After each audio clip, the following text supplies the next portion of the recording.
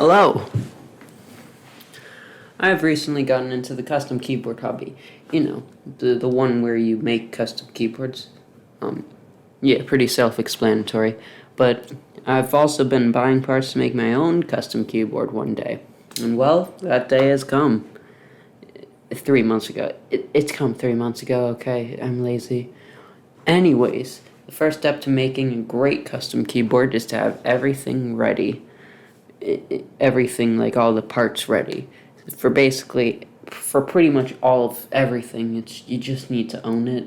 But like, switches and stabilizers are difficult. Well, not difficult, it's very easy, but like I said, I'm lazy, so it's very difficult and annoying. If I were good at making these videos, I would have filmed what I meant. Like I did put it together before I modded the stabilizers, and it makes a big difference, but I didn't record it. So you're just gonna have to take my word on this one. I mean, I could just like put them back in and record it, but I'm not going to because that's a lot of work. But yeah, the video you're watching right now is sped up around 100 times, aka 6 or 7 hours, down to like 6 minutes or so. I cut a lot of it out, so yeah. I cut like 4 minutes of it out, so it's already like pretty long, but it was even longer before. It's just me lubing the switches, which is the modding I was talking about. It just consists of like using a paintbrush to paint lube onto all of the like contact points in the switches and stabilizers, which isn't that hard. It's just that you need to do that around 70 or 80 times, which gets annoying.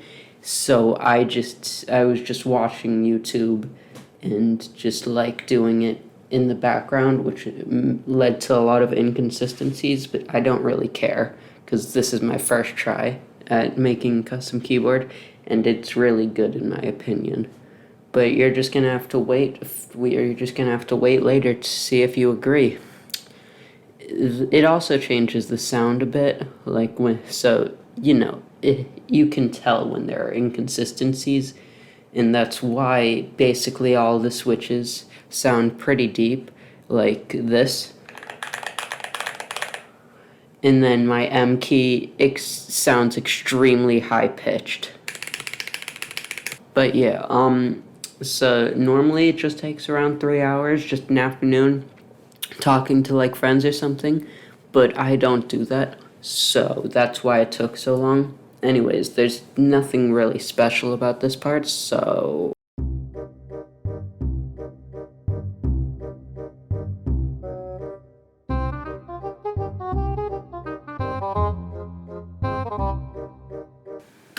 anyways, now that we have everything ready, time for my favorite part, building the keyboard. So I built the keyboard with the switches I just finished lubing and took it apart instantly.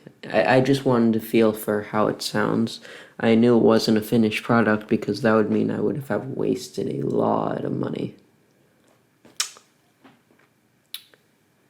Anyways, I guess I technically haven't gotten all the parts ready, but I was close enough. I just really wanted to see the keyboard since I haven't seen it in person yet, and just get a feel for how it was so far. To be honest, I probably could have gotten away with only lubing the stabs and leaving the switches alone, but I wanted the full experience for whatever dumbass reason. Oh yeah, you're probably wondering, why do I have a black bar at the top of the video throughout pretty much the entire video? And that's because I kept getting my face in I kept like leaning over to try to see stuff, and then the webcam would just shoot right into my face. You could see my face for the most part, so I just kind of blocked that, just so you couldn't see my face. Anyways, I'm getting distracted. Probably wondering, why did I have to speed up me trying to unscrew the screw? Why didn't I just cut it out? And that's because I didn't unscrew it. I never unscrewed it. it was stripped. Never unscrewed it. Luckily, the support team was really nice about it and sent out a new keyboard for free. And it only took a very short 3 fucking weeks. 3 weeks later. So now that I finally have the new keyboard, it was pretty much the exact same experience. Just opened up the keyboard, and yeah, it looked the same, it felt the same, because it was the same.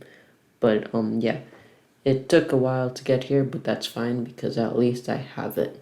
Now, as you can see, this white, like, foamy material that the keyboard comes in, that's like, I cut that up and put it inside the keyboard. Just wanted to get that out of the way now. I'll bring it up later, but just so you know, that's the white foamy material I'm talking about when I bring it up later.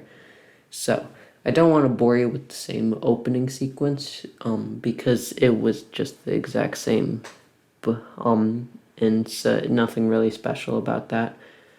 So yeah, once I finally got the case off, all I had to do was hope that there was no more stripped screws, and luckily this time there wasn't. It was still a bit difficult to get it open, but at least I did it. Yeah, it was very painful. Anyways, sorry. Now that I have the keyboard finally open, which was very cool since it's taken so long, normally this would be like a very mundane process, but it would just felt so good to be able to finally open it. And yeah, so the first thing I did was get off the current stabilizers, because there wasn't really, like, those stabilizers were very bad. I bought much better ones, Durac's fucking screw-in stabs 2.0 or whatever they're called. Yeah, I'll link them in the description along with everything else I used. But yeah, those are a lot better, and and since they're already pretty good stock, it made it so that I could feel good about myself on the first try of lubing, because there was no way I was gonna spend like 3 hours going through and like redoing it or over and over to get it to sound good. The first one sounded good enough to me, so I just liked it. Plus, I've watched a lot of videos, like keyboard videos, but I still don't really know exactly what I should be looking for. But yeah, it's fine. So here are the stabilizers that I was talking about. The Durox screw-in stabs 2.0, I think they're called, or something like that. Yeah, I got them in, and they just felt a lot better. The other ones were like sticky because they were over lubed and they sounded awful, sounded very pingy, didn't like them. These feel and sound a lot better. So now what I did, good job on the angling, great job, really love that. Really just nailed it. The camera can see it perfectly. Yeah, all I'm doing is just taking off the current gaskets and putting on new ones, and after I did that, all I did was put on the white foamy material I was talking about earlier, and then finally put it back together. It felt so good to put it back together. Besides that, the only really thing I did was get rid of the current plate and replace it for a polycarbonate plate, because I like the feel and sound better. But yeah, now we get to do the same thing of putting on the switches and keycaps as earlier, except this time, once we finish doing that, the keyboard will finally be done. Yeah. So, by the way, I just wanted to quickly mention the switches in case anybody cares. I'll have them linked in the description as well as everything else, like I said. But the black ones, so what I originally wanted this keyboard to be full of is Oil Kings, which is what the black ones are for. But when I bought the switches, there wasn't really, they were out of stock. Now they're done. They were out of stock.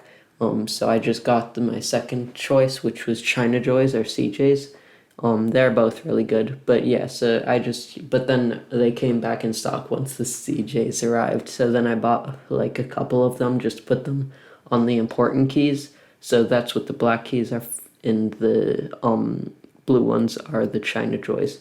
They both feel really great, and I made sure that you wouldn't be able to tell a difference, only hear a difference, or you might be able to feel a difference, but they take the same amount of force because I just switched out the springs for China Joy springs. That way they didn't feel too different. They just sounded a bit different. And now we have everything ready. And man, it felt good to have everything ready.